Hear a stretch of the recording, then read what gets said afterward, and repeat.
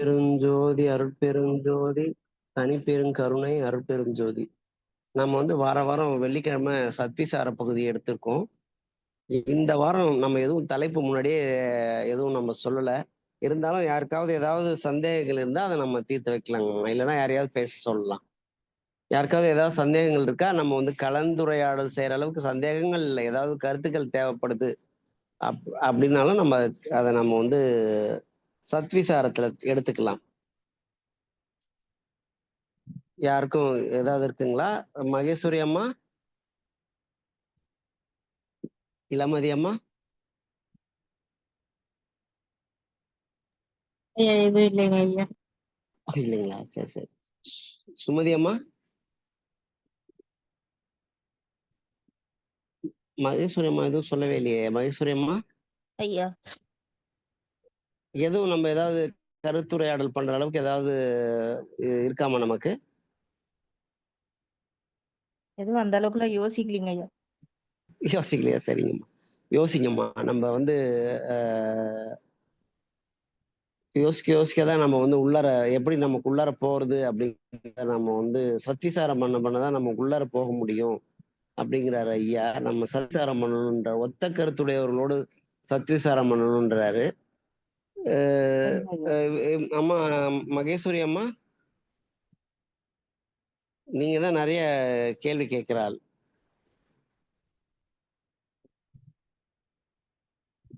ராதாகிருஷ்ணன் ஐயா, ஐயா ஒரு சின்ன இதுங்க ஐயா. சொல்லுங்க ஐயா.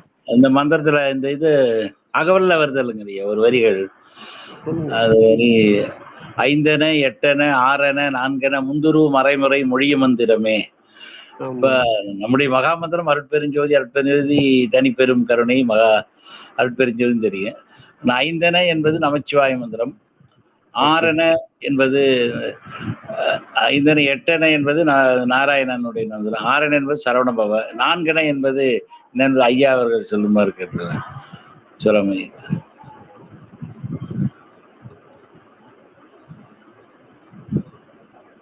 ஐயா கேக்கு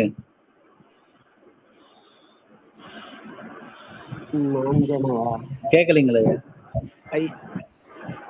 ஐயா? சரவணகுமார் ஐயா, சிவராமன் ஐயா, ஏதாவது தெரியுங்களா?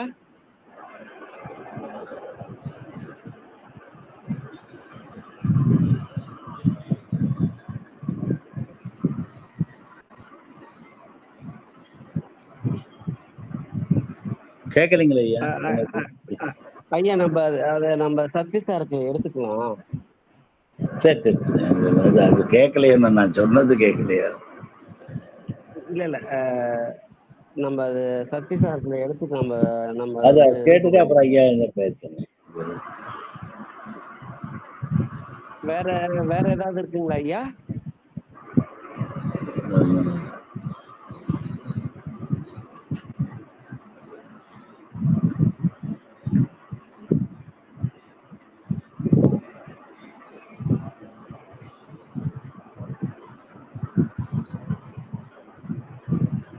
சிவ அப்படின்னா சிவ அப்படிங்கிறது 4 எழுத்து மந்திரமா வருதுங்களா? சொல்லுங்க ஐயா. சிவ அப்படிங்கிறது சிவாய நம, ஓம் நாராயணாய, சரவண பவ, சிவ. சிவாய நம்மனால சிவசிவனால ஒண்ணுதானையா? அது எப்படி வரும்? ஆல்ரெடி சிவாய நம்ம சொல்லிட்டோங்க, அப்ப திருப்பி நம்ம அதை சொல்ல வேண்டியது இல்லைல்ல. சிவாய நமங்கிறது வேற, சிவ அப்படிங்கிறது வேற. ரெண்டும் சிவனை பத்தி தான் சொல்றது, சிவனுக்குரிய மந்திரம் தான். ஐயா மந்திரமா ஜபிக்கிறாங்க. சிவ அப்படின்னு மந்திரமா ஜபிக்கிறது தான் அது. சிவனை குறிக்கிறது. அதாவது நம்ம நாராயணனுக்காக ஒரு மந்திரம், நம்ம முருகருக்கு ஒரு மந்திரம், அது மாதிரி சிவனுக்கு ஒரு மந்திரம், இன்னொரு மந்திரம் வேற ஒரு கடவுளுக்காக சொல்ற மந்திரமா இருக்கும்ன்றது என்னோட எண்ணம். அவ்வளவுதான். அதனாலதான் யோசிக்கிறாரு. அரோகரான்னு சொல்ல முடியாது, அரோகரான ஆல்ரெடி சரவண பவன் வந்துருச்சு, அப்ப அதை கூட சொல்லலாம். 4 எழுத்து உள்ளது. கோவிந்தான்னு கூட சொல்லலாம், கோவிந்தான்னு சொன்னீங்களாலும் சொல்லலாம், 4 எழுத்து. கரெக்டுங்களா? ஆமா. அதனாலதான் அதெல்லாம் நம்ம யோசிக்கும் போது இன்னொரு கடவுளுக்காக உரிய மந்திரமா இருக்குமா, திருப்பி 2வது ரிப்பீட் ஆகாதேன்றது ஒரு சந்தேகம் எனக்கு, வேற ஒண்ணும் இல்லை. சரி.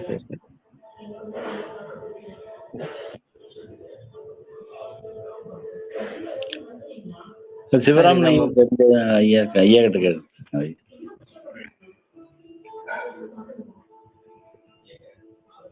கணபதியேன்றது 4 எழுத்து தான்.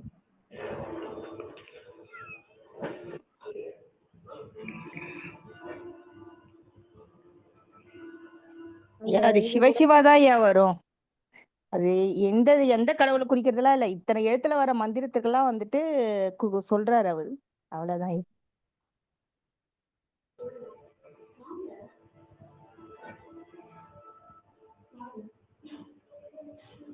அதாவது கணபதின்றது தான் சார் 4 எழுத்து முன்னோர்கள் மந்திரம் சொல்றாங்க. சொல்லக்கூடிய மந்திரங்கள் எழுத்துக்களை சொன்னாங்க. அதுதான் 5 என 8 என 6 என 4 என இப்படி ஒவ்வொருத்தரும் ஒவ்வொரு விதமாக சொல்லக்கூடிய மந்திரங்கள் அனைத்துமே ஒரு மந்திரத்தை தான் குறிக்கிறது, ஒருவரை தான் குறிக்கிறது என்பதற்காக தான் அது எடுத்து சொல்றாரு. அது 5 ஆனா இருக்கட்டும், 8 ஆனா இருக்கட்டும், 6 ஆனா இருக்கட்டும், 4 இருக்கட்டும், ஏன் 13 கூட இருக்கட்டும், ஏன்னா எத்தனையோ 7 கூட இருக்கட்டும். அது ஒவ்வொரு மதத்துல சமயத்துல அந்த மந்திரத்தினுடைய எழுத்துக்களை சொன்னாங்க. 5 எழுத்து மந்திரம், 6 எழுத்து மந்திரம், 8 எழுத்து மந்திரம், 7 எழுத்து மந்திரம், 13 எழுத்து மந்திரம், அப்படி ஒவ்வொன்றும் அவர்கள் சொன்னாங்க இல்லையா? அது முந்துரு மறை முறை மொழியும் மந்திரமே. அப்படி சொல்லக்கூடியதெல்லாம் கூட முந்தி இருக்கக்கூடியது எதுன்னா அந்த ஒரே இறைவனை குறிப்பிட்டு சொல்லக்கூடிய மந்திரம் தான் அது எல்லாமே அப்படின்றதுதான் அவர் சொல்லுகிறாரு. அது சமயத்துல சொல்லக்கூடிய எழுத்துக்கள் சொல்லக்கூடிய மந்திரங்கள் தான். மந்திரம் என்பதுதான் அதுதான் இறைவனை போற்றக்கூடிய சொற்கள். மந்திரம் என்று சொல்வதனால அதுதான் அதனுடைய பலனை ஒவ்வொருத்தரும் சொல்லியிருக்கிறாங்க. ஆமா இதை நமச்சிவாய சொல்லினே இருந்தா உனக்கு பலன் கிடைக்கும், ராமா ராமா சொன்னா உனக்கு பலன் கிடைக்கும் அப்படின்னு ஒவ்வொருத்தரும் சொல்லிட்டே இருக்கிறாங்க. அதனால என்னமோ நாராயணான்னு சொல்லு அப்படின்னு அது ஒவ்வொன்றுத்துக்கும் அந்தந்த சமயத்துல விளக்கங்கள் நிறைய கொடுத்துருக்குறாங்க. ஆக மறைகள் சொல்லக்கூடிய முறைகள் அதுதான் முந்துரு மறைமுறை மொழியும் மந்திரமே. அப்படி எத்தனை மந்திரங்கள் முன்னிய இதுல சொல்லுவார் அவர் உரைநடை பகுதிகளோடு சொல்லுவார்கள். எத்தனை இருந்தாலும் அது ஒன்றையே தான் குறிக்கும் அப்படின்னு சொல்றார். அவர்கள் கண்டது அது, அவர்கள் கண்ட மந்திரங்கள் அந்தந்த சொற்களினால. ஆக அது அதனுடைய சக்திகள் ஒவ்வொரு மந்திரத்துக்கும் அந்தந்த சக்திகள் உணர்ந்து இருக்கிறாங்க. சித்தர்கள் உணர்ந்து இருக்கிறாங்க, முனிவர்கள் யோகிகள் எல்லாமே உணர்ந்து இருக்கிறாங்க. ஆனா உணர்ந்திருந்தாலும் எல்லாமே எதை குறிப்பிடுகிறதுனா ஒரு இறைவனைத்தான் குறிப்பிடுகிறது. அந்த ஒரு இறைவனுக்கு தான் இவங்கெல்லாம் பல பெயர்கள் வச்சிருக்கிறாங்க. அத்தனை எழுத்துக்களால மந்திரங்களாக அது வைத்துக் கொண்டு இருக்கிறார்கள் அப்படின்றதான் அவர் அழுத்தமாக சொல்லக்கூடியதாக இருக்கிறது. கரெக்டா சொன்னீங்கயா. அதாவது அது 5ஆ இருந்தாலும் சரி, 6ஆ இருந்தாலும் 8ஆ இருந்தாலும் 4ஆ இருந்தாலும் அதை பத்தி நமக்கு கவலை கிடையாது. எந்த மந்திரமா இருந்தாலும் அதை விட உயர்ந்த மந்திரம் அருட்பெரும் ஜோதி. அருட்பெரும் ஜோதி தனிப்பெரும் கருணை அருட்பெரும் ஜோதி தான். நமக்கு அந்த மந்திரத்தை கொடுத்த பிறகு மற்ற மந்திரங்கள் என்ன அப்படின்னு தெரிஞ்சுக்க வேண்டிய அவசியமே இல்லை. இதுல என்னன்னு கேட்டீங்கன்னா, அதுல என்னென்ன சொற்றொடர்கள் இருக்கோ அது ஐயா ரொம்ப அருமையா சொன்னாங்க. IEAIO அப்படின்ற எல்லா எழுத்துக்களும் அதுல அடங்கி இருக்கிற அருட்பெரும் ஜோதி மந்திரத்துல எல்லாமே இருக்கும்போது நம்ம எதை பத்தி கவலைப்பட தேவையில்லை. நீங்க எந்த மந்திரத்தை வேணா ஓம் ரீம் சம் ஜும் ஜாம் அப்படின்றாங்கல்ல, எதை வேணா சொல்லிக்கிங்க. எங்களுக்கு இருக்கிறது ஒரே மந்திரம் தான், தாரக மந்திரம். நமக்கு இருக்கிற தாரக மந்திரம் என்னன்னா அருட்பெரும் ஜோதி அருட்பெரும் ஜோதி தனிப்பெருங்கருணை அருட்பெரும் ஜோதி தான். இதுதான் நம்மளோட மகா மந்திரம் அப்படின்னு ஐயா சொல்லிட்டாங்க. அந்த மகா மந்திரத்தை நம்ம கடைபிடிச்சோம்னா போதுமானது அப்படின்னு நான் நினைக்கிறேன். உங்களோட கேள்விக்கு பதில் அது போதுமா இல்ல மறுபடியும் சத்விசாரம் பண்ணுங்களா ஐயா? கரெக்டுங்க, என்னைக்கு சொல்றது கரெக்டு தான். நானும் அதுல முதல்ல எடுத்தனே அருட்பெருஞ்சோதி அருட்பெருஞ்சோதி தனிப்பெருங்கரணை அருட்பெருஞ்சோதி நம்முடைய மகாமந்திரம் தான் முதன்மையாக இருக்கிறது. தெரிஞ்சிருக்காங்க. இதெல்லாம் எதை சொல்றாங்க இவங்க எல்லாம் யார குறிக்கிறாங்கன்னா அருட்பெருஞ்சோதி ஆண்டவரை தான் குறிக்கிறாங்க. அப்ப நம்ம வள்ளலார் சமய தலைவர்கள் மந்திரமா சொல்லுங்க ஐயா, சொல்லுங்க ஐயா. ராதாகிருஷ்ணன் சொல்லுங்க ஐயா. சொல்லுங்க, சொல்ல வந்தீங்களா அதாவது சொல்லுங்க. மத்த மந்திரங்களில் உயிரெழுத்துக்கள் 1, 2 தான் இருக்கும். அதான் ராமா அப்படி எடுத்தீங்கன்னா அந்த உயிரெழுத்துக்கள், சிவ அப்படின்னு சொன்னா உயிரெழுத்துக்கள், நமச்சிவாய எழுத்து காட்சி இருக்கலாம். ஆனா உயிர் எழுத்துக்கள் அதுல உயிர் எழுத்துக்கள் தான் வவ்வல்ஸ்ன்னு சொல்றோம். ஆ, உ, ஏ, அந்த ஓ, அந்த 5 உயிர் எழுத்துக்கள் தான். ஆ தான் உயிர் எழுத்து. ஆ என்பது நெடில எழுத்து. அதேபோல ஈ தான். ஈ என்பது நெடில். அப்போ ஆ, இ, உ, ஏ, ஓ என்று சொல்லக்கூடிய 5 உயிரெழுத்துக்கள் அடங்கியது தான் அருட்பெரும் ஜோதி. ஆனா எழுத்துக்கள்னு பார்க்கும்போது 8 எழுத்தாக வரும். 5 உயிரெழுத்துக்களை அடங்கியது 8 எழுத்து மந்திரம் அப்படின்னு சொல்றோம். அருட்பெரும் ஜோதிக்கு 8 எழுத்து மந்திரம்னு சொல்றோம். அதனால மந்திரத்துக்கு மத்த 6 எழுத்து தான் ஐயா. மந்திரத்துல 5 உயிரெழுத்துகள் இருக்காது. ஐயா மந்திரத்துல அந்த புள்ளி வைக்கிற எழுத்தை நம்ம கணக்குல சேர்க்கக்கூடாது ஐயா. மந்திரத்துக்கு மட்டும் ஆமா. ஓம் என்றது ஒரு எழுத்து தான். அப்ப அருட்பெருஞ்சோதி என்பது 6 எழுத்து தான், 8ஆ வராது. இல்ல சொல்லுவாங்க. 8 எழுத்து ஏன்னா மந்திரம் என்று சொல்லுவார்களே தவிர 5 ஆ, உயிரெழுத்துக்கள் அடங்கியது. அதுதான் முக்கியமானது. 5 ஆ, உயிரெழுத்துக்கள் வேற எந்த மந்திரத்திலும் இல்ல.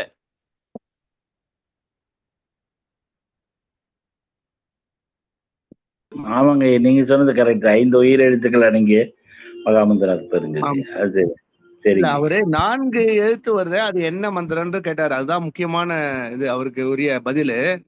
அது அதுக்கப்புறம் தான் இந்த ஏதாவது இதெல்லாம் அடிஷனல் நம்ம சொல்லக்கூடியது. சொல்றது. 5 என்ன 8 என்னன்னு அவர் ஒண்ணும் இந்த மந்திரம்னு சொல்லல அவரு. அவங்கவங்க இப்ப சொல்லிட்டு இருக்கிறாங்களே, முன்ன சொல்லிட்டு இருக்கிறாங்களேன்றதுக்கு சொல்றாரே தவிர அவர் இதுதான் குறிப்பிட்டு சொல்லல. 5 என என்பதோ 8 என என்பது 6 என என்பது 4 என என்பது சமயங்களில சொல்லக்கூடியது அந்த மாதிரி. அது ஐயா சொன்ன முந்திரும் மறைமுறை மொழி மந்திரம் இல்லைங்களா ஐயா? கரெக்ட். அதையா வேதத்துல அது அப்படி 5 சொல்லிருக்கு. எழுத்துன்றது என்னன்னா, நம்ம சிவாய நமன்னு சொல்றது பஞ்சாட்சரம். 8 எழுத்துன்றது நமோ நாராயண என்பது நாராயண மந்திரம். 6 எழுத்து என்பது நம்ம ஓம் சரவண பவா என்ற மந்திரம். அப்ப அந்த எழுத்து ஒவ்வொன்றா வரும்போது 4 எழுத்துன்னு வருது. 5 எழுத்து வந்தாச்சு, 6 கணபதி எழுத்து வந்தாச்சு, 4 அந்த 4 எழுத்துன்றது என்னன்றது கோவிந்தாவா, அரோவராவா, சிவசிவாவான்றதுதான். அது எதுன்றது நமக்கு தெரியல.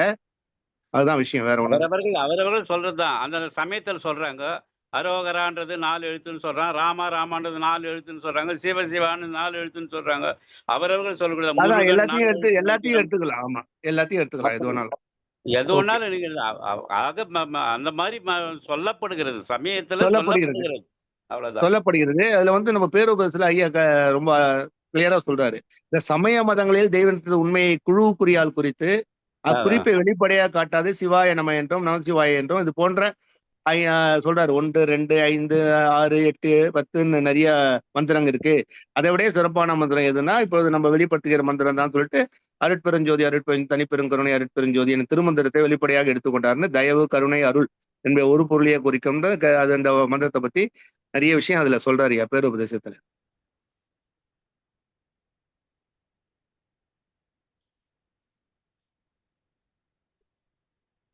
ஐயா சரிங்களா ஐயா? வேற வேற ஏதாவது சொன்னது சமயத்தரர்கள் பற்றி அவருடைய சமயத்தில் உள்ளவர்கள் இந்த மாதிரியே சொல்றாங்க. ஆமா ஆமா ஆமா, அந்த வகையில நீங்க சொன்ன கரெக்ட் தானே. அப்ப நாம கடைபிடிக்க வேண்டியது அருட்பெருஞ்சோதி மந்திரம் தான் நம்ம கரெக்டுங்க. பொருத்தமா இருக்குங்க கரெக்ட். சரிங்க வேற. அது கூட சொல்லுவாங்க. அருட்பெருஞ்சோதி என்பது மந்திரம். அருட்பெருஞ்சோதி தனிப்பெருங்கருணை அருட்பெருஞ்சொல்றது மகா மந்திரம் அப்படின்னு விளக்கம் சொல்லுவாங்க.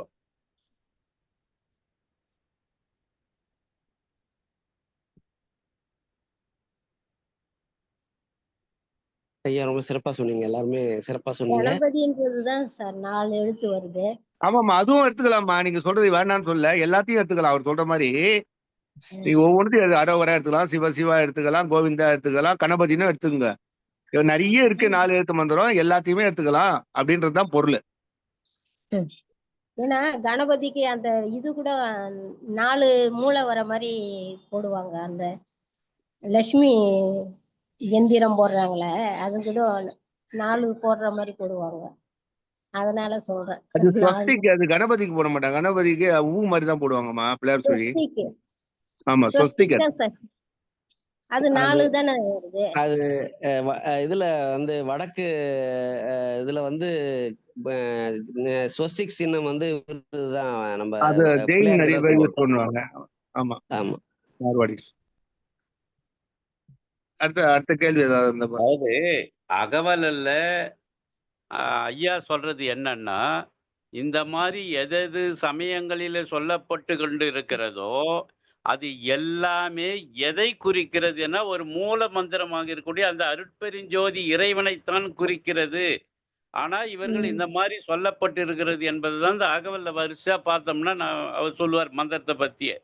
அப்போ அதனுடைய உட்பொருள் என்னன்னா, எல்லாமே அந்த அருட்பெருஞ்சோதியை தான் குறிக்கிறது அப்படின்றார். அதுதான் நாம தெரிஞ்சுக்கணும். ம். அதனால நம்ம 4 எழுத்து, 5 எழுத்து உள்ள மந்திரத்தெல்லாம் சொல்லணுன்ற அவசியம் கிடையாது நமக்கு. இது எல்லாமே எதை குறிக்கிறது என்றால், அந்த அருட்பெருஞ்சோதியைத்தான் குறிக்கிறது. அந்த இறைவனைத்தான் குறிக்கிறது. அப்படின்றது தான் நம்ம பெருமானார் நமக்கு சொல்லக்கூடியது. அந்த அகவலோட விளக்கம் கரெக்டான விளக்கம் நீங்க சொல்றதுதான் ஐயா அது. ம். அதனால நம்ம வந்து அதை ஃபர்கெட் பண்ணிடலாம், அதெல்லாம் மறந்துடலாம். இந்த ஆமா. 5 எழுத்து 4 எழுத்து 8 எழுத்து இது எல்லாமே நமக்கு தேவையில்லை. நமக்கு வந்து மகாமந்திரம் இருக்கும்போது வேற எதுவும் நமக்கு தேவையில்லை. போதுமாமா மகேஸ்வரி ஆ, அம்மா? போதும். சிவாய அதாவது நமவும் வேணாம். அவரு சொல்லுவார் பாருங்க. வான் பெறற்கரிய வகையெல்லாம் விரைந்து நான் பெற வலித்த நாத மந்திரமே. கற்பம் பல பல கழியினும் அழியா பொற்புறம் அளித்த புனித மந்திரமே. அகரமும் உகரமும் அழியா சிகரமும் வகரமும் ஆகிய வாய்மை மந்திரமே. 5 என 8 என 6 என 4 என முந்துரும் மறைமொழி மொழியும் மந்திரமே. வேதமும் ஆகம விரிவுகள் அனைத்தும் ஓத நின்று உளவாது ஓங்கு மந்திரமே அப்படின்னு சொல்லுவார். ஆக அந்த வரிசையா பாத்தீங்கன்னா ஒரு 5 இந்த மந்திரத்தை பத்தி அவர் சொல்லுவார். இப்படிலாம் சொல்லி இது எல்லாத்துக்கும் விட எது ஓங்கி இருக்கக்கூடிய மந்திரம் தான் இந்த அருட்பெருஞ்சோதி அப்படின்றத விளக்குறார் அவர். நாம தொடர்ந்து அந்த 5த்தையும் பார்க்கணும். ஒண்ணு மட்டும் பார்க்க கூடாது. 5த்தையும் சேர்த்து பார்க்கணும் நம்ம. வேதமும் ஆகம விரிவுகள் அனைத்தும் ஓத நின்று உளவாது ஓங்கு மந்திரமே அப்படின்னு சொல்லுவார்.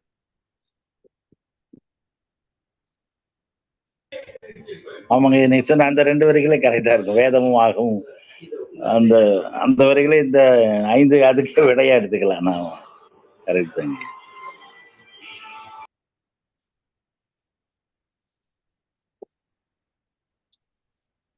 அம்மா மகேஸ்வரி அம்மா, உங்களுக்கு வேற ஏதாவது, நீங்க தான் வந்து சகலமும் கற்று உணர்ந்தவர் மாதிரி இருக்கீங்க, ஏதாவது இருந்தா ஐயோ, சொல்லுங்கம்மா. ஒரு டைம்ல சொல்லுங்கம்மா. என்ன ஐயா? நிறைய படிச்சிருக்கீங்க, நிறைய தேடல் அதிகமா இருந்திருக்கு உங்ககிட்ட. அதனால உங்களுக்கு ஏதாவது விளக்கம் நீங்க ஏதாவது எங்களுக்கு ஏதாவது சொல்றதுன்னா சொல்லுங்கம்மா.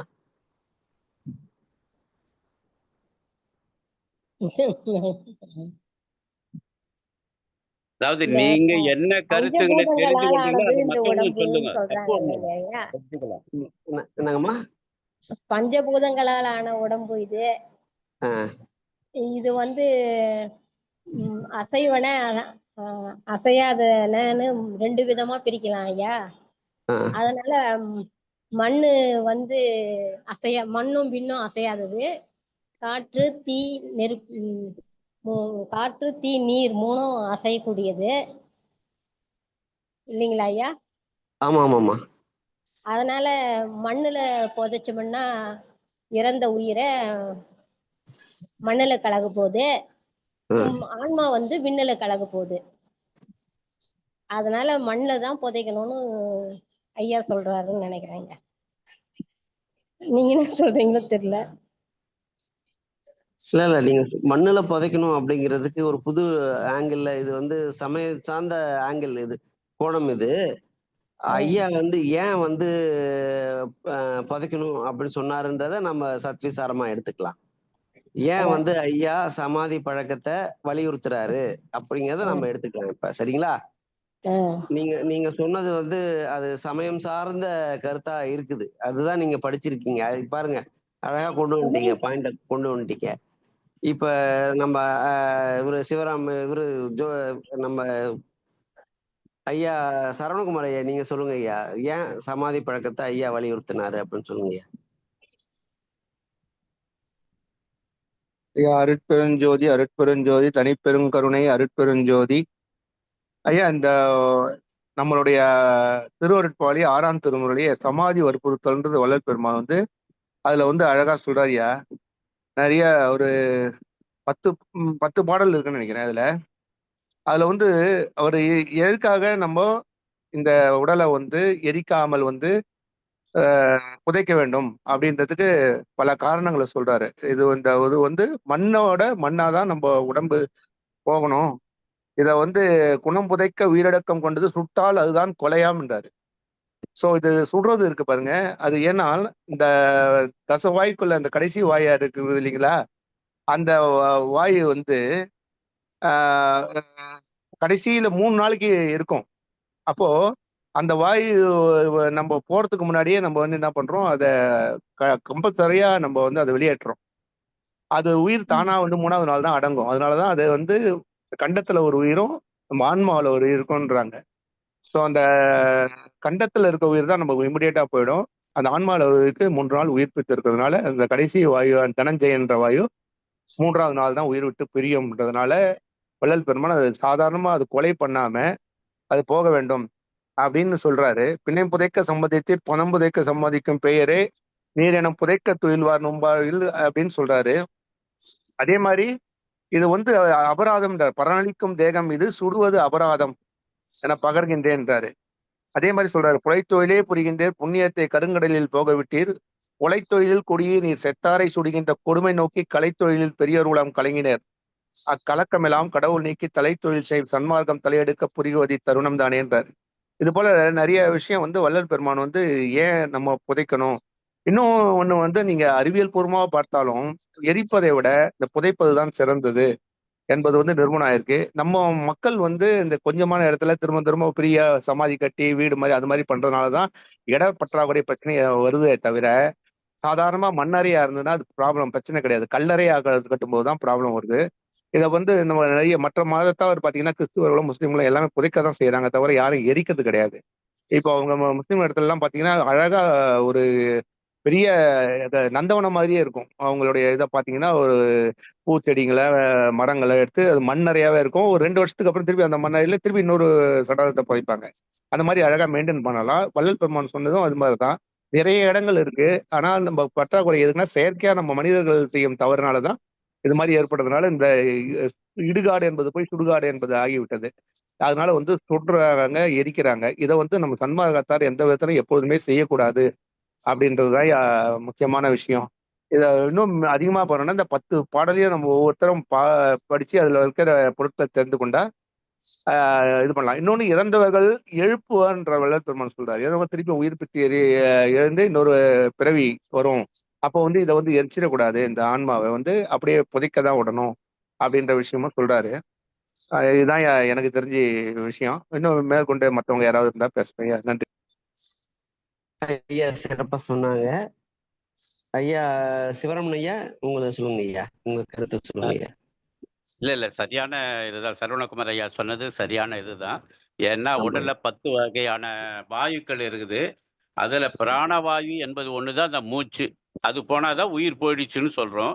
அதனால மற்ற வாயுக்கள்ல ஒவ்வொன்னா விலகும் பொழுது ஒரு வாயு மட்டும் இன்னும் இருந்துட்டே தான் இருக்குது. அதனாலதான் உடலை பாதுகாக்கப்பட வைக்கிறாங்க. இல்லைன்னா அது பாட்டு வயிறு ஊத ஆரம்பிச்சிடும். பிளட்டு கூட சில நேரத்துல லீக்கேஜ் ஆகுது. அந்த மாதிரி நிலைமையில அப்போ அதுல இருக்குது, வாயுக்கள் இருக்குது. அப்போ உயிர் இருக்குதுன்றத நம்ம எரிக்கும் பொழுது அப்போ அந்த பாவம் நமக்கு வந்து சேரக்கூடாது. அதனால புதைக்கணும்னு சொல்லக்கூடிய ஐயா சொன்ன மாதிரி அது சரியான இதுதான். ஆனா என்னன்னா, சைவ சமயத்துல சொல்லுவாங்க, இந்த உடல் இறந்த பிற்பாடு புழு பூச்சிக்காவது ஆகட்டுமேன்னு. அது சமயத்தில் சொல்லக்கூடியது. பெரும்பாலும் சைவ சமயத்தினர்கள் எல்லாமே புதைப்பாங்க. புதைச்சிட்டு இருப்பாங்க. ஆனா வைணவர்கள் மட்டும்தான் எரிப்பாங்க. வைணவர்களுடைய கருத்து என்னன்னா, இந்த உடல்ல வந்து கிருமிகள் நிறைய இருக்கிறது. அந்த கிருமிகள் பரவாம இருக்கணும்னா, அந்த கிருமிகளை எரிச்சுறது நல்லது.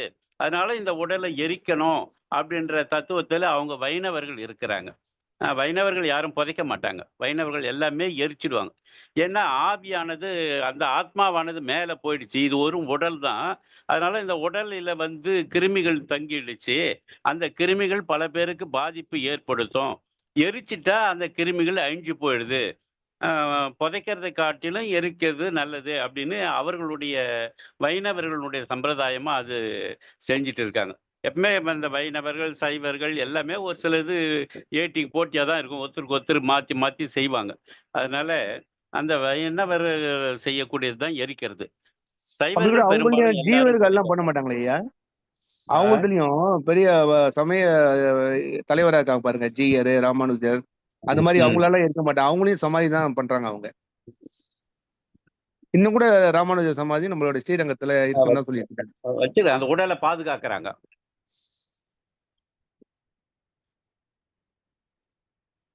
ஒரு சிலர் பறவைக்கும் கழுகுக்கும்ட்டு மலை மேல தூக்கி போய் போட்டுடுறாங்க. அந்த ஒரு இது அது இருக்கா? பார்சி ம். பார்சி சமூகத்தாரு பாம்பேல அந்த சைடுல இருக்கவங்க அந்த மாதிரி அதாவது பண்ணுங்க. அவர்களுடைய கருத்து என்னன்னா, இந்த உடலானது பறவை இனங்களாவது சாப்பிடட்டுமே. இறந்த பிற்பாடு அந்த உடல் மத்தவங்களுக்கு இருக்கட்டுமேன்னு அவங்க எடுத்துன்னு போய் வேற ஒரு இடத்துல போட்டுடுறாங்க. அதுவாவது சாப்பிடட்டும் அப்படின்னு. அதான் அவரவர்களுடைய கருத்துக்கள் அந்த மாதிரி ஒவ்வொருத்தரும் அந்த ஒரு பழக்கத்தை வச்சுங்கிறாங்க. ஆனா எல்லாத்த விட மண்ணுல புதைச்சிட்டு ஆன்மாவை வெளியே போறது தான் நல்லது. அது எப்போ வேணாலும் வெளியேறும். அதுக்காக மண்ணிலேயே புதைக்கணும். அதான் நல்லது. அதுதான் வற்புறுத்துறாரு வள்ளலார். அதுதான் வள்ளல் பெருமான் சொன்னது. அதுதான் அந்த வழியில இருக்கிற நம்ம அதுதான் கடைபிடிக்கணும். ம். சரிங்களாமா? ஐயா சிறப்பா சரிங்க. சொன்னாங்க. இவரு ராதாகிருஷ்ணன் ஐயா ஏதாவது நீங்க சொல்ல விரும்புறீங்களா ஐயா?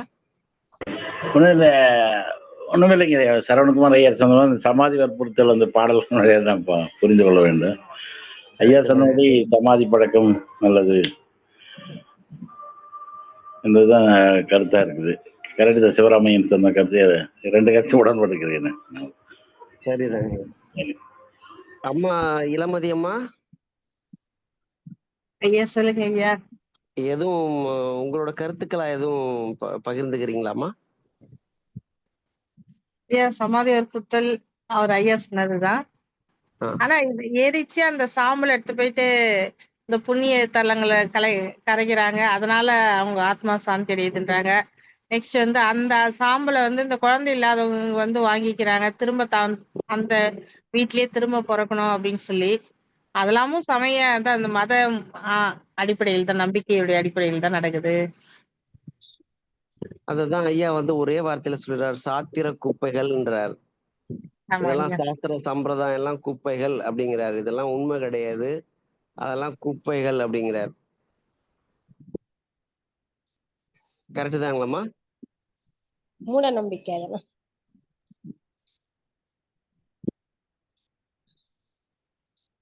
கரெக்ட் தான். ஆமா சுமதி அம்மா ஐயா உங்களோட கருத்து எதுனாலும் சொல்லுங்கம்மா. ஐயா ஒண்ணும் இல்லைங்கய்யா, இந்த கருத்துக்கே நான் ஒத்துக்கிறேன் ஐயா. ஒத்துக்கிறது, அதாவது ஏற்றுக்கொள்ளக்கூடிய கருத்துக்கள். அதாவது இன்னொன்னு என்னன்னு கேட்டீங்கன்னா, நான் எப்பயுமே பெரியாரை தான் சொல்லுவேன். நான் இருந்தாலும் திருவள்ளுவரையும் நான் கூட கூப்பிட்டுக்கிறேன். எப்பொருள் யார் யார் வாய் கேட்பினும் அப்பொருள் மெய்ப்பொருள் காண்பது அறிவு. அதுதான் சத்விசாரம். இதுல எல்லாருடைய கருத்துக்களையும் நம்ம வந்து அலசி ஆராய்ஞ்சு, இதுல யாருமே ஜட்ஜு கிடையாது. நானும் ஜட்ஜு கிடையாது, ஐயாவும் ஜட்ஜு கிடையாது, சரவணகுமார் ஐயாவும் ஜட்ஜு கிடையாது. அவங்க சொல்றதுதான் ஃபைனல் அப்படின்னு கிடையாது. நமக்கு எது வந்து வள்ளலார் சொன்ன கருத்துக்களோட ஒத்து வருதோ அதை நம்ம எடுத்துக்கிறோம். அதனால எல்லாரும் பார்ட்டிசிபேட் பண்ணா நல்லா இருக்கும். ஏன்னா அப்ப வந்து நம்முடைய கருத்து அதே சொன்ன கருத்தையே நம்ம திருப்பி சொல்லலாம். இதுல என்னோட கருத்து, நானும் என்னோட கருத்தை வைக்கிறேன். கொஞ்சம் டிஃப்ரெண்டா தான் இருக்கும். ஆனா அதே தான் நான் சொன்ன கருத்தை தான் நான் என்னன்னா, எப்பொருள் யார் யார் வாய் கேட்பினும் அப்பொருள் மெய்ப்பொருள் காண்பது அறிவுன்னு ஒண்ணு எடுத்துக்கணும். இன்னொன்னு பெரியார் என்ன சொல்றாரு, உனக்கு அறிவு இருக்குல்ல, நான் சொல்றத கேட்காத, இன்னொருத்தர் சொல்றத கேட்காத, உனக்கு அறிவு இருக்குல்ல, நீ அதை வச்சு பகுத்தறிவை வச்சு நீ எது கரெக்ட் அப்படின்னு நீ தெரிஞ்சுக்கோ அப்படின்றாரு பெரியார். 2 பேரும் ஒரே கருத்தை தான் சொல்றாங்க. எனக்கு ரொம்ப பிடிச்சது பெரியார் தான். கலோக்கியலா எல்லாருக்கும் புரியுற மாதிரி, சாதாரண மனிதருக்கும் புரியுற மாதிரி எடுத்து சொல்றாரு. அது மாதிரி பாத்தீங்கன்னா என்னோட கருத்து என்னன்னு கேட்டீங்கன்னா, இறந்தவர்களை கொண்டு போய் புதைக்கிறது அப்படிங்கிறது பாவம்னு சொல்றாரு, கொலைன்றாரு.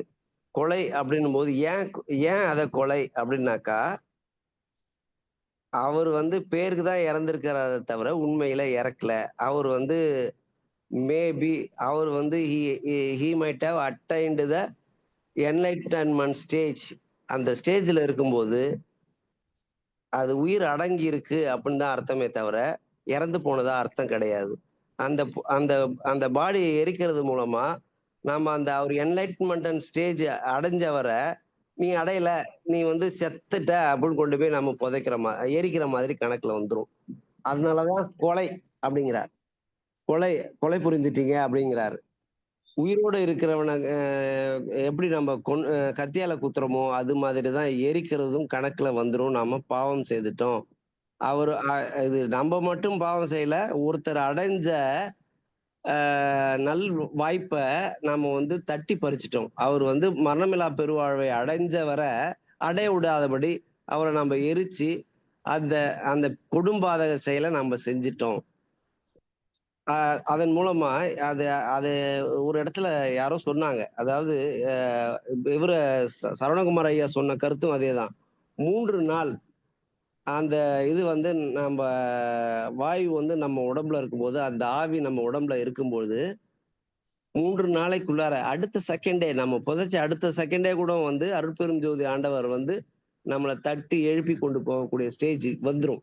அது எந்த நேரத்திலையும் அவர் நம்மளை அழைச்சிட்டு போறதுக்கு, ஏன் நீ மரணமில்லா பெருவாழ்வை அடைஞ்சிட்ட அப்படின்னு நம்மளை அழைச்சிட்டு போறதுக்கான எல்லா விதமான சாத்திய கூறுகளும் இருக்கு. அதுக்கு ஒரு சிலர் இந்த இந்த கருத்துக்களை சொல்றாங்க. மரணமில்லா பெருவாழ்வை அடைந்தவர்கள் எப்படி இருப்பாங்க அப்படின்னா, ஈவன் பாடி கீழே விழுந்தாலும் அவங்களுடைய கை கால் எல்லாமே மறுத்து போகாது. நல்லா கையை தூக்குனா எல்லா விதமான அசைவுகளும் இருக்கும். தலையை திருப்பினாலும் தலையும் திரும்பும். அவங்களோட உடம்பு பாத்தீங்கன்னா அவ்வளவு ஈஸியா ஜில்லுன்னு ஆகாது. அந்த சூடு அப்படியே இருந்துகிட்டே இருக்கும். அதே மாதிரி அவங்க இறக்கும்போது அதாவது யூரினோ டாய்லெட்டோ போகாம இருப்பாங்க, வெளியில வராது. அந்த மாதிரி ஆட்கள் யாருன்னு பாத்தீங்கன்னாக்கா மரணமில்லா பெருவாழ்வை அடைந்தவங்க அப்படிங்கிறாங்க. அந்த மாதிரி மரணமில்லா பெருவாழ்வை அடைந்தவங்க அப்படின்னு நம்ம கண்டுபிடிக்கிறதுக்கு முன்னாடி அவரை கொண்டு போய் எரிச்சிட்டோம் அப்படின்னம்னா நாம பெரும் கொடும்பாதக செயலை நம்ம செஞ்சிட்டோம் அப்படின்னு தான் அர்த்தம்னு இது என்னோட கருத்துங்கம்மா. இதுல டைரக்டா அந்த அந்த 10 பாடல்கள்ல இருக்கிற கருத்துக்களோட ஒட்டுதான் நான் சொல்றேன். எதுவும் நான் அதை விலகி சொல்லல. இதை நம்ம அம்மா சொன்ன மாதிரி இது வெளியில போறது, ஆகாயத்துல போறது அப்படிங்கிறது 2வது. ஐயாவோட கருத்து என்ன அப்படின்னா, அந்த அந்த செயலை நாம செஞ்சோம் அப்படின்னம்னா அது நம்ம கொடும்பாதக செயலை செஞ்சிருக்கோம் அப்படிங்கிற அர்த்தத்துலதான் ஐயா சொல்ல வராரு அப்படிங்கிறது என்னோட கருத்துங்கம்மா. இது என்னோட கருத்தா. அரசாங்கத்துல என்ன செய்யறாங்க, மின் தகன மேடைன்னு எல்லா இதுலயும் நகரத்திலலாம் இப்போ ஏற்படுத்துறாங்க. ஏன்னா அதை சன்மார்க்கிகள் தடை செய்யறாங்க, அந்த மாதிரி இருக்கக்கூடாது அப்படின்னு.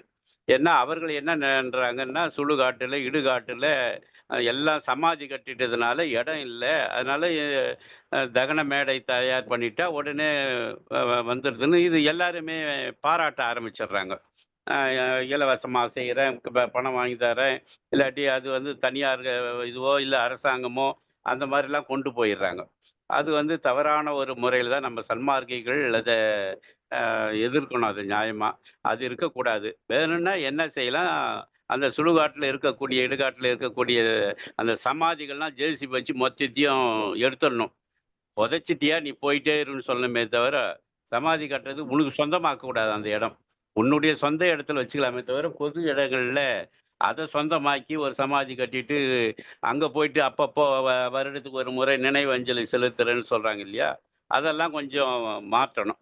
அந்த மாதிரி மாற்றினா பரவாயில்ல. இப்ப எல்லாம் தகன மேடை வச்சுட்டு அதுல ஒரு சில தவறுகள்லாம் கூட நடக்கிறதா வந்தது. ஏன்னா எரிக்காமியே நான் எரிச்சறேன் நீங்க போங்கன்னு சொல்லிட்டு எரிக்காமியே விளக்குக்கு வேறு சாம்பலை கொடுத்ததாக ஒரு இங்க வெள்ளூர்ல கூட ஒரு புகார் வந்தது. வெறும் சாம்பலை மட்டும் கொடுத்துட்டு அவங்க வந்து அதுல இருக்கக்கூடிய அந்த இறந்த பிற்பாடு சில பாட்டுகள்லாம் எடுத்து விற்கிறாங்க அப்படின்னு கூட ஒரு ரிப்போர்ட் வந்தது. அதனால அது தவறான ஒரு செயலாக நடந்துட்டு இருக்குது. அதனால பெரும்பாலும் என்னன்னா சுடுகாட்டில் இருக்கக்கூடிய அந்த சமாதி எல்லாம் மொத்தத்தையும் இடிச்சு எடுத்துட்டு வெறும் புதைச்சிட்டு போங்கன்ற லெவல்ல கொண்டு வரலாம். ஏன்னா அரசாங்கத்துக்கு என்னன்னா இடம் இல்லை, அதனால தகன மேடை கட்டிட்டோம், அங்க வந்து செய்யலாம்டா. அது ஒரு சன்மார்க்க முறைப்படி நம்ம தடை செய்யலாம், சொல்லலாம். மற்றவங்களுக்கு இந்த கருத்தை எடுத்து சொல்லலாம். ஐயா இதை தகன ஒட்டி மேடை கூட இது கரண்ட்ல தானே எரிக்கிறாங்க, கட்டெல்லாம் ஆமா எங்க வைக்கிறாங்க? ஐயா எப்படி இதை ஒட்டி இருந்தாலும் எரிப்பு தானே. இதை ஒட்டி ஒரு செய்தியா, நம்ம செங்கல்பட்டு மாவட்டத்துல நாங்க இந்த சபையில நம்ம உறுப்பினராக இருக்கிறதுனால நம்ம என்னன்னா இந்த மீட்டிங் கலந்தாய்வு கூட்டம் நடக்கும்போது இதை வலியுறுத்தணையா, அட்லீஸ்ட் நம்முடைய சன்மார்க்க சங்கத்தை சார்ந்தவர்களுக்காவது ஒரு இடுகாடு தனியா ஒரு அரசாங்கத்திடம் கோரியாவது இல்ல தனிப்பட்ட முறையிலையாவது ஒவ்வொரு பகுதியிலும் ஒவ்வொரு இடம் இருக்கணும். ஏனென்றால் அவங்கள வந்து இந்த மாதிரி கவர்மெண்ட்ல சொன்னா அவங்க இடம் இல்லைன்னு சொல்லிட்டு எரிக்கிறதுக்கு வற்புறுத்துறாங்க. அதனால மக்கள் நிறைய பேர் சன்மார்க்கத்தில் இருக்கவங்களும் எரிக்கப்படுறாங்க. இந்த செயல் நடக்கக்கூடாது என்பதற்காக ஒரு இடம் தனியாக ஒதுக்கப்பட வேண்டும் அவர்களுக்கென்று. இந்த மண்ணில புதைக்கிற அளவுக்கு சமாதி வற்புறுத்தல் வள்ளல் பெருமான் சொன்னதை கடைபிடிக்க வேண்டும் என்று நாங்கள் ஒரு தீர்மானமே நிறைவேற்றிருக்கோம் இந்த செங்கல்பட்டு மாவட்டத்துல. அதுக்குரிய பணிகளும் இந்த பாலூர் என்ற காஞ்சிபுரம் போற வழியில செங்கல்பட்டு பக்கத்துல ஒரு இடத்தையும் பார்த்துருக்கோம். ஸோ அது மாதிரி ஒவ்வொரு இடங்கள்லயும் ஒவ்வொரு ஏரியாலையும் சென்னை அருகிலோ காஞ்சிபுரம் அருகிலையோ வேலூர் அருகிலோ அது மாதிரி ஒரு இடங்கள் இருந்தா சன்மார்க்கத்தவர அவங்களுடைய மரணம் அடைந்தால் அவங்க கொண்டு போய் புதைக்கிறதுக்கு ஏற்ற தருணம் இருக்குன்றது என்னோட கருத்தியா. அதை நம்ம வலியுறுத்தணும். ஒண்ணு. இன்னொன்னு, நம்ம வள்ளல் பெருமான் அடைந்த ஒரு நிலைதான் மரணமில்லா பெருவாழ்வு. ஒவ்வொருத்தரும் ஒவ்வொரு சொன்னாரு. இது வந்து ஆதாரம் நம்ம வந்து அருட்பாவலையும் இல்ல நம்ம உரைநிலை பகுதியில இருந்துதான் எடுத்து சொல்லணும். அவர் அடைந்த நிலை என்ன அப்படின்னு புரிஞ்சுட்டு அந்த நிலையை அடையிறவங்க மரணமில்லா பெருவாழ்வு அடைந்தவர்கள் அப்படின்றதுதான் அது சரியா இருக்கும்ன்றது என்னோட கருத்து. நன்றியா. இல்ல, ஐயா சொன்ன கருத்து அது அவரோட கருத்து. என்னோட கருத்துல என்னன்னு கேட்டீங்கன்னா, ஜீவசமாதி அடைங்கிறாங்க அப்படிங்கிறது வந்து மரணமில்லா பெருவாழ்வு அடைகிறது தான் அர்த்தம். நிறைய பேர் ஜீவசமாதி அடைஞ்சிருக்கிறாங்க. ஆனா ஐயாவோட நிலைமை அடைகிறதுக்கு ஐயா அவர் அவங்க எங்கேயுமே வள்ளல் பெருமான் சொன்னது இல்லை இவங்க எல்லாம் மரணமில்லா பெருவாழ்வு அடைஞ்சாங்க. தத்துவராயரே இந்த நிலையை தான் அடைஞ்சிருக்காரு. சுத்த தேக பிரணவ தேகம் அடைஞ்சிருக்காரு, ஞான தேகம் அடையலன்றாரு. இந்த முத்தேக சித்தி பெற்றவர்கள் தான் மரணமில்லா பெருவாழ்வு அடைந்தார்கள். அது யார் முத்தேக சித்தி பெற்றவர்கள்ன்றது வள்ளல் பெருமான் அழகா சொல்றாரு. இது வரைக்கும் யாரும் அடையல. தத்துவராயர் ஒருவர் தான் இந்த 2 நிலையை அடைஞ்சிருக்காரு. அவரும் ஞான நிலை அடைந்தது இல்ல, ஞான தேகம் அடைஞ்சது இல்லைன்னு சொல்றாருயா. அதுக்கு எவிடன்ஸ் எல்லாம் இருக்குயா. ஐயா நீங்க மரணமில்லா பெருவாழ்வை அடைய போறேன்னு நம்ம சொன்னோம் அப்படின்னா, மரணமில்லா பெருவாழ்வை அடைஞ்சிட்டேன் அப்படின்னா சொன்னோம்னா நம்மள வந்து எத்தனை பேர் கூக்குரல் எடுப்பாங்க சொல்லுங்க பார்க்கலாம். ஐயா வந்து உள்ள போகும்போதே அது வந்து ஒரு பெரிய பிரச்சனையாக்கி ஒரு பெரிய கலவரம் நடக்க போகுது அப்படின்னு கவர்மெண்ட்ல கம்ப்ளைண்ட் ஐயாவை வந்து நம்ம வந்து எதுக்கு எடுத்துக்காட்டா எடுத்துக்கணுமே தவிர, அவர் நமக்கு சொல்லி கொடுத்ததை தான் நம்ம எடுத்துக்கணுமே தவிர, ஐயா மாதிரி ஆகணும், ஐயா மாதிரி ஆனாதான் அது மரணமில்லா பெருவாழ்வு அடைஞ்சதா அர்த்தம் அப்படின்னு எடுத்துக்கிட்டீங்கன்னாக்கா நாம வந்து எல்லா விதமான பிரச்சனைகளுக்கும் ஆளாகும். கவர்மெண்ட் வந்து நம்மளை வந்து நம்ம எடுத்துக்கிற முயற்சியையே வந்து கைவிடுங்கன்னு சொல்லி நம்மளை வந்து அரெஸ்ட் பண்ற அளவுக்கு கொண்டு போயிடுவாங்க. ஏன்னா ஐயாவையே வந்து கதவை திறங்கன்னு சொல்லி மிரட்டி கதவை திறக்கிறாங்க.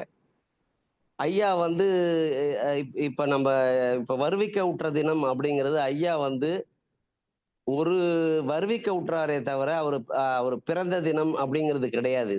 அவர் வந்து he has been deputed as God. நீ போய் எனக்கு என்னுடைய வேலையை நீ போய் எல்லாருக்கும் எப்படி மரணமில்லா பெருவாழ்வை அடையணும் அப்படிங்கிறத போய் நீ எல்லாருக்கும் சொல்லி கொடு அப்படின்னு தான் அவர் அனுப்புறாங்களே தவிர, அவரை வந்து மனுஷனா பிறந்து மனிதனா வளர்ந்து மனிதனா இருந்து அப்படின்னு எல்லாரும் சொல்ல சொல்ல இது வந்து ஒரு டைல்யூட் பண்றாங்க. அவருடைய பெருமையை, அவருடைய வந்து அவரை அவரை வந்து சிறுமைப்படுத்துற இந்த சமயவாதிகள் சிறுமைப்படுத்துறாங்க பாத்தீங்களா? அந்த அந்த தான் நாம வந்து இவங்க இவங்க சொல்றதெல்லாம் நம்ம எடுத்துக்கிட்டோம் அப்படின்னா 10ஓட 1 11 அவர் ஏன் வந்து உருவ சிலையை கொண்டு வரும்போது கீழே போட்டு உடைச்சாரு அப்படிங்கிறத வந்து யாரும் எடுத்துக்காம இன்னும் சிலை வழிபாடு பண்றாங்க. அந்த மாதிரி அவரை நம்ம சிறுமைப்படுத்துற மாதிரி ஆயிடும். அவரு நிலையை தான் அடைஞ்சாதான் மரணமில்லா பெருவாழ்வு அப்படின்னா நோபடி வில் கெட் மரணமில்லா பெருவாழ்வு. அவர் வந்து இது வந்து செத்தாரை எழுப்புகின்ற திகழ்தருணம் உலகீர் அப்படிங்கிறார். இது செத்தாரை எழுப்புகின்ற திகழ்தருணம் உலகீர் அப்படிங்கிறார். அந்த தருணம் என்னன்னு தான் நம்ம பார்க்கணுமே தவிர எப்படி செத்தாரை எழுப்புறது அப்படின்னு தான் பார்க்கணுமே தவிர போய் பாடியை புதைச்ச பிறகு எழுப்புறதுக்கு பேரு செத்தாரை எழுப்புகின்றது கிடையாது. நாம நாம வந்து உடல் இருக்கும்போதே உடலை கீழே போட்டாலும் பரவாயில்ல, உடலை மறைக்கிறது வந்து யாரால முடியும் அப்படின்னு கடவுள் தீர்மானிச்சிருக்காரு பாருங்க. அவங்களாலதான் உடலை மறைக்க முடியும். அதுக்காக நான் உடலை கருவிலேயே திருவானவர் அவரு. அதனால அதான் அவர் ஐயா, செய்யறது. அதுவும் கரெக்ட் தான்மா நீங்க சொல்றது. ஆனா நம்மளே அடையலான்னு வள்ளல் பெருமான் அவரே பாடல சொல்றாரு. நம்ம ஞானசரியை டெய்லி படிக்கிறோம். அதுல தேன் உரைக்கும் உளமணிக்கு எழுகின்றேன் நீவி தெரிந்தடைந்து என்னுடன் எழுமின் சித்தி பெறலாகும். ஏன் உரைத்தேன் இரக்கத்தால் எடுத்துரைத்தேன் கண்டீர் யான் அடையும் சுகத்தினை நீர்தான் அடைதல் குறித்தேன். நம்மளும் அடையலாம், நீங்களும் அடையலாம். நான் பெற்ற பேரு நீங்களும் எல்லாரும் அடையல முடியும்ன்றத வள்ளல் பெருமான் நிறைய இடத்துல சொல்லியிருக்காரு. ஐயா அவரு சொன்னது வந்து என்னோடு எழுமின் தான் சொல்றாரே தவிர என்னோடு. சரிங்க ஐயா, உங்க புரிதல் உங்களுக்கு, என்னோட புரிதல் எனக்கு. நான் நிறைய எவிடன்ஸ், நிறைய அருட்பாவனையும் இருக்கு, உரைநடையிலையும் இருக்கு. அதுதான் அவர் சொல்றாரு. அப்போ அந்த மரணமில்லா பெருவாழ் அடையணும்னா வள்ளல் பெருமான் வந்து அவரோட நிலையில யாரும் இல்லைன்னு தான் அர்த்தம். இப்போ அப்ப நீங்க என்ன சொல்றீங்க? என்னால அடைய முடியாதுன்னு நீங்க சொல்றீங்க. உங்களால அடைய முடியாதுன்னு நீங்க ஒத்துக்கிறீங்க, என்னால அடைய முடியாதுன்னு நீங்க சொல்லாதீங்க. அதான் யாரும் சொல்லல. ஆனா அவரு எல்லா மக்களுக்காக தான் சொல்றாருன்றது. இல்ல அதாவது இப்ப என்னால அடைய முடியாதுன்னு நான் தான் சொல்லணுமே தவிர உங்களால அடைய முடியாது நான் சொல்லக்கூடாது. நான் அப்படி சொல்லல. இல்ல, உலகத்துல அது மாதிரி இருக்கிறது காரணம் தான் நம்ம கண்ணால பார்க்க முடியும். யாரும் இல்லைன்னு சொல்லாதீங்கன்ற நான். நீங்க யாரும் இல்லைன்னு சொல்றதுக்கு இல்லையா, அதுக்குரிய தகுதியோ அதுக்குரிய எவிடன்ஸோ எதுவும் கிடையாது கண்ணாலன்றதான் விஷயம். அது உங்களுக்கு தெரியல, உங்க கண்ணுக்கு தெரியல. தெரிஞ்சதான் நான் நம்ப முடியாது, தெரியாத ஒரு விஷயத்த நான் நம்ப முடியாது. அதான் உங்க கண்ணுக்கு, நீங்க உங்க மனசுல இருக்கிறது நான் சொல்ல முடியாது. நீங்க வெளிப்படையா சொன்னாதான் என்னால நம்ப முடியாது. இல்லையா, நம்ம ஊன கண்ணுக்கு தெரியலையா, அப்ப நான் நம்ப மாட்டாத. அது நம்ம உலகியலுக்கு ஒத்து வராதுன்னு சொல்றாருங்க ஐயா, வேற ஒண்ணும் இல்ல. அதாவது உலகியலுக்கு ஒத்து வராதது ஐயா சொல்லலங்கம்மா. ஐயா வந்து எல்லாராலையும் முடியும், உங்களால முடியும், என்னால முடியும், எல்லாராலையும் முடியும் தான் சொல்றாரு. அதான்மா இது வந்து இப்ப இருக்கிற பரபரப்பான உலகத்துக்கு ஒத்து வராதுன்னு சொல்றேன். இல்லம்மா, நீங்களும் அவரோட இன்டர்பிரட் பண்ணிட்டீங்க. நீங்க அவர் சொல்றதை நீங்க ஒத்துக்கிறீங்கன்னு அர்த்தம். நம்ம ஒத்துக்க கூடாது. நம்ம வந்து என்ன பண்ணணும்னு கேட்டீங்கன்னா, அவர் சொல்றதே ஒத்துங்கம்மா. அவர் தப்பா சொன்னாலும் எது சொன்னாலும் நீங்க ஒத்துங்க அவர் சொல்றத. நான் சொல்றதை நீங்க ஒத்துக்காதீங்க. நான் அப்படி சொல்லலங்க ஐயா. நீங்க சொன்னதை ஒத்துக்காதீங்கன்னு சொல்லல ஐயா. வேணாம், இது சர்ச்சையா கொண்டாடாதீங்க ப்ளீஸ். நிறுத்திடுங்க தயவு செஞ்சு. வேற சப்ஜெக்ட் மாறுங்க. நிறுத்திடுங்க, இதோட போதும். வேற சப்ஜெக்ட் மாறுங்க. இது நீங்க சொல்லக்கூடாது, எல்லாருமே தான் சொல்லணும். நான் வெளில போறியா? சாரி, போயிட்டு வாங்க ஐயா. நன்றி, மிக்க நன்றி. அம்மா ஜோதி பாடல் பாடுங்க, முடிச்சுக்கலாமா? சரிங்க. அருட்பெரும் ஜோதி அருட்பெரும் ஜோதி தனிப்பெரும் கருணை அருட்பெரும் ஜோதி. ஜோதி ஜோதி ஜோதி சுயம் ஜோதி ஜோதி ஜோதி பரம் ஜோதி ஜோதி ஜோதி அருள் ஜோதி ஜோதி ஜோதி சிவம். வாம ஜோதி சோம ஜோதி வான ஜோதி ஞான ஜோதி மாக ஜோதி யோக ஜோதி பாத ஜோதி நாத ஜோதி ஏம ஜோதி வியோம ஜோதி ஏரு ஜோதி வீரு ஜோதி ஏக ஜோதி ஏக ஜோதி ஏக ஜோதி ஏக ஜோதி. ஆதி நீதி வேதனே ஆடல் நீடு பாதனே வாதி ஞான போதனே வாழ்க வாழ்க நாதனே. வாதி ஞான போதனே வாழ்க வாழ்க நாதனே. திருச்சிற்றம்பலம். எல்லா உயிர்களும் இன்புற்று வாழ்க, வள்ளல் மலரடி வாழ்க வாழ்க. குற்றம் புரிதல் எனக்கு இயல்பே, குணமா கொள்ளல் உனக்கு இயல்பே. சிற்றம்பலவா இனிச்சிறியேன், செப்பும் முகமன் யாதுமது. என்றடியேன் சிந்தைதனை தெளிவித்து அச்சம் துயர் தீர்த்தே. இற்றை பொழுதே அருட்சோதி கீத தருணம் இதுவாமே. அருட்பெரும் ஜோதி அருட்பெரும் ஜோதி தனிப்பெரும் கருணை அருட்பெரும் ஜோதி. நன்றிங்க ஐயா.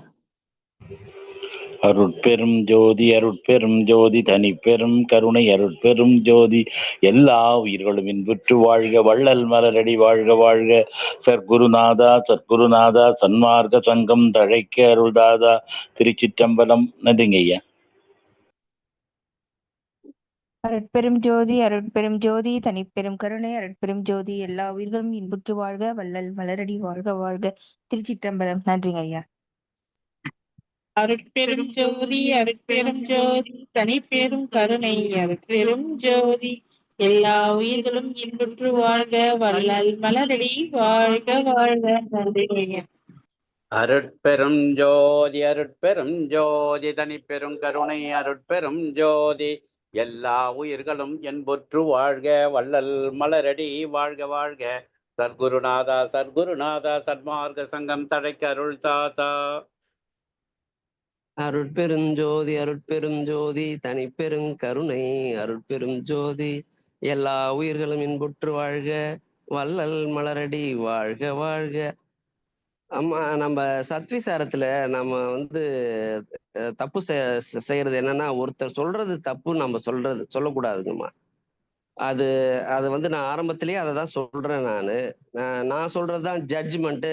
நான் வந்து படிச்சது எனக்கிட்ட இது இருக்கு அப்படின்னு சொல்லக்கூடாதுன்னு தான் நம்ம ஆரம்பிக்கும் போது அதான் ஆரம்பிக்கிறோம். அதை வந்து ஒரு சிலர் வந்து அதை இது பண்ண மாட்டேங்கிறாங்க. அவங்க கருத்தை தான் நம்ம சொல்லும் போது கருத்தை தான் சொல்லணும். அவ்வளவுதான். அது ஐயா, அப்புறம் அது தீர்மானம் சொல்றவங்க எந்த கருத்துல வேணா சொல்லலாம் ஐயா. அதை வந்து புரிஞ்சுக்கிறவங்க எப்படி புரிஞ்சுக்கிறாங்கன்றதுதான் ஐயா மெயின். அதான் அவங்கவுங்க புரிஞ்சுக்க வேண்டியதுதான். அவங்கவுங்க புரிஞ்சுக்கிறது வந்து வெவ்வேறு முறையில புரிஞ்சுக்கிட்டாங்கன்னா அதுக்கு ஒண்ணும் பண்ண முடியாதுங்க ஐயா. நம்ம அதுக்காகலாம் வந்து நம்ம வந்து இது பண்ணிக்க வேண்டாம். எப்பயுமே வந்து நம்ம எல்லாரும் அவங்கவுங்க கருத்தை சொல்லுவோம். அதுல புரிஞ்சுக்கிட்ட தேவையான கருத்தை இப்ப சிவராமன் ஐயா சொன்னாங்க, இவரு நம்ம ராதாகிருஷ்ணன் ஐயா சொன்னாங்க, இவன் அவரும் நல்லா தான் சொன்னாரு. அதுல எந்த விதமான கருத்து தவறுமே கிடையாது. ரொம்ப அருமையா சொன்னாரு. என் கருத்தை நான் சொன்னேன். என் கருத்து தப்புன்னு சொல்லக்கூடாது இல்ல, அவ்வளவுதான், வேற ஒண்ணும் இல்லை. அதுதான் எனக்கு சின்ன மன வருத்தமா இருக்கு, வேற ஒண்ணும் இல்லைம்மா. இதோட நான் வந்து முடிச்சுக்கிறேன். சாரி, இன்னைக்கு வந்து கொஞ்சம் ஒரு மாதிரி அதெல்லாம் ஒண்ணும் இல்லைங்க. நாளைக்கு வருவார் பாருங்க. வருவார். ஐயா பட்டிமன்ற மாதிரி நாம ரெண்டு கருத்து கிடையாது இது. நீங்க சொன்ன மாதிரி சொல்றேன். ரெண்டு பேரும் கருத்துக்கள் இருக்கு, நாம தெரிஞ்சுக்கணும். அது இது ஒரு மாதிரி அறியாமை கண்டுட்டாங்கிற மாதிரி நம்ம இல்லைங்களா? சொல்றது ஃபைனல்னு கிடையாதுயா. Final correct. நீங்க சொல்லிட்டீங்க கரெக்ட், நான் புரிஞ்சுக்கிட்டேன். நீங்க சொன்னது ரொம்ப நல்லா புரிஞ்சுது. இது என்னுடைய கருத்தை நான் வைக்கிறேன், அவ்வளவுதான். சரி, அதான் உங்க கருத்து நல்லா மதிக்கிற கருத்துக்கள். ஒவ்வொரு கருத்துலயும் நமக்கு தெரியாத கருத்து நிறைய இருக்கு. கருத்து வந்து உண்மையிலே நல்ல கருத்து தான். அதுல வந்து எந்த விதமான தவறும் கிடையாது. கரெக்ட் கருத்து அவரு. சரிங்க ஐயா, சரி தொடருவோம். நல்லா நன்றி. சரிங்க ஐயா, நாளை சந்திக்கலாங்க. நன்றி, வணக்கங்க.